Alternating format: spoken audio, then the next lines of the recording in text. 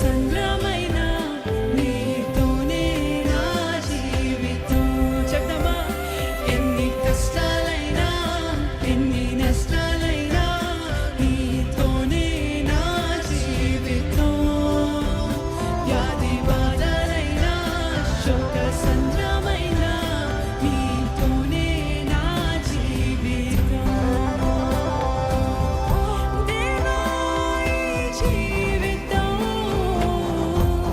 నీకంకితం. దేవా ఈ జీవితం నీకంకితం.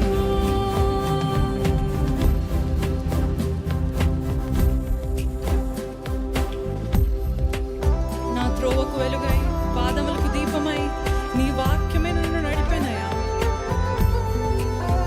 ఎన్ని కష్టాలైనా ఎన్ని నష్టాలైనా నీతో నేను జీవిస్తా, నీతో నేను పయనిస్తా. యోబు వంటి విశ్వాసంతో మనం పాడగలుగుతామా?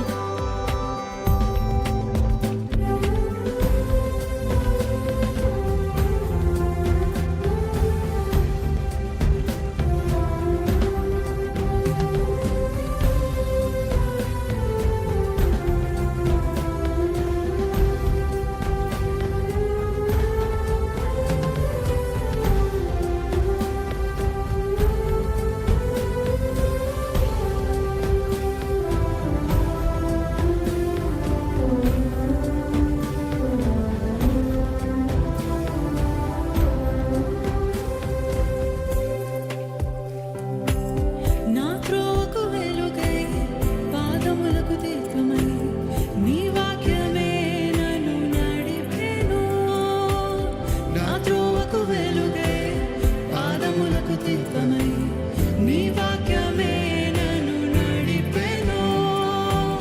నీతోనే నడిచి నీలోనే జీవించి నీతోనే సాగెదను.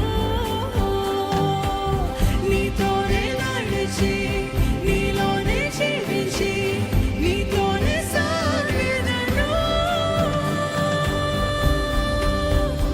ఎన్ని కష్టాలైనా ఎన్ని నష్టాలైనా నీతోనే నా జీవితం.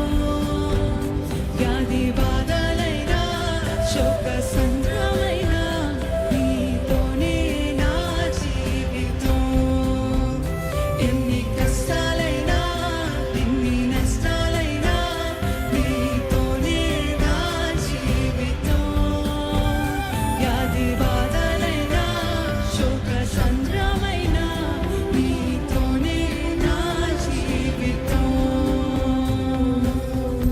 దేవా ఈ జీవితం నీకంకితం. దేవా ఈ జీవితం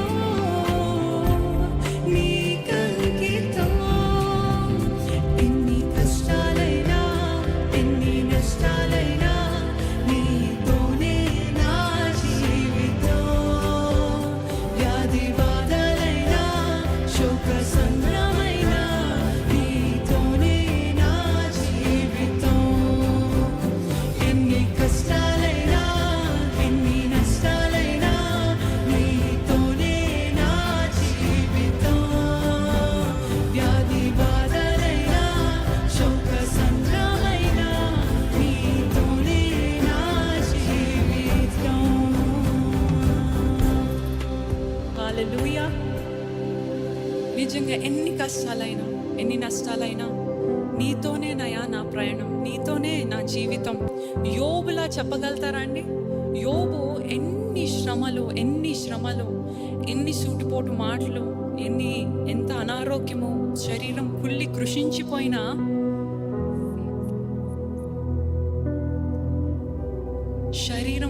కృషించిపోయినా నిలబడ్డాడు.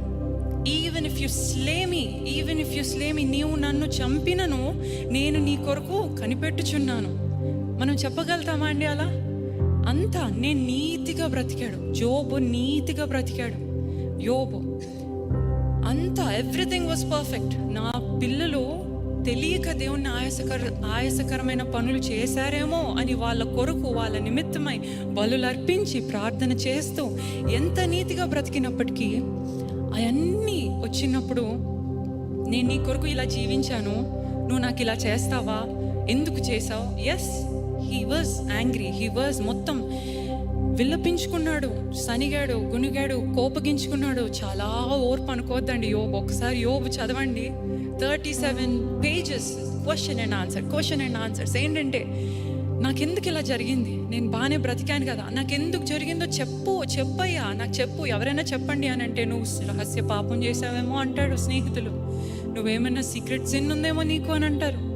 కానీ దేవుడు చాలా న్యాయాధిపతి, నీకు కావాల్సిన న్యాయమే నీకు చేశాడేమో, నువ్వు ఏదైనా తప్పు చేస్తున్నావేమో, పాపంలో ఉన్నావేమో, ఇవన్నీ అంటున్నప్పుడు నాకు ఆన్సర్ కావాలి. What is happening to me? ఎందుకీ కష్టాలు, ఎందుకీ నష్టాలు, ఎందుకీ శ్రమలు, ఎందుకీ అనారోగ్యాలు? కానీ దేవుడు ఎప్పుడైతే సమాధానం ఇవ్వడం ప్రారంభించాడో, he did not give answers, he told about himself. అర్థమవుతుందా అండి? He did not give answers, he was telling about his greatness. అప్పుడు యోబుకి అనిపించింది, knowing God is better than knowing answers.